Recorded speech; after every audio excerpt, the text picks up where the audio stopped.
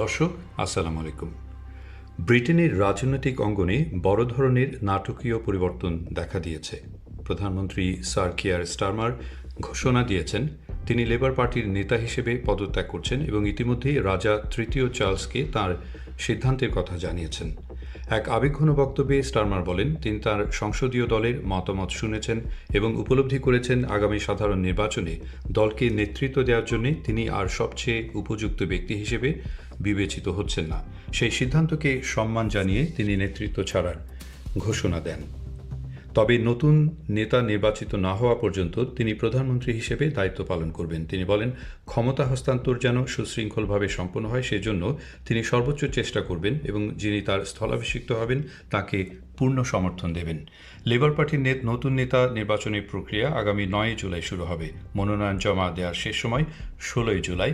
প্রতিদ্বন্দ্বিতা হলে সেপ্টেম্বর মাসে পার্লামেন্ট পুনরায় বসার আগেই নতুন নেতা নির্বাচিত হয়ে যাবেন।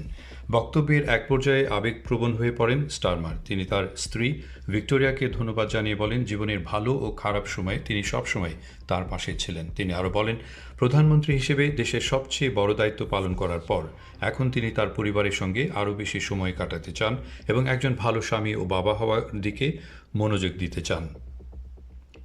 এছাড়া তিনি তার সহকর্মী বন্ধু ডাউনিং স্ট্রিটের কর্মী ব্রিটিশ সিভিল সার্ভিসের সদস্যদের প্রতি কৃতজ্ঞতা প্রকাশ করেন তাদের দীর্ঘদিনের সহযোগিতা ও ভালোবাসার জন্য।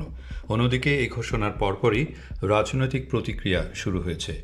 রিফর্ম ইউকের নেতা নাইজেল ফারাজ বলেছেন নতুন প্রধানমন্ত্রী নির্বাচনের পরিবর্তে এখন ব্রিটেনে একটি সাধারণ নির্বাচন হওয়া উচিত। তিনি দাবি করেন দেশের জনগণেরই সিদ্ধান্ত নেওয়ার সুযোগ পাওয়া উচিত কে তাদের নেতৃত্ব দেবেন।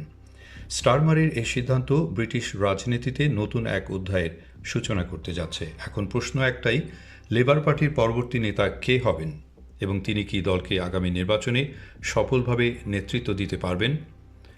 ধন্যবাদ।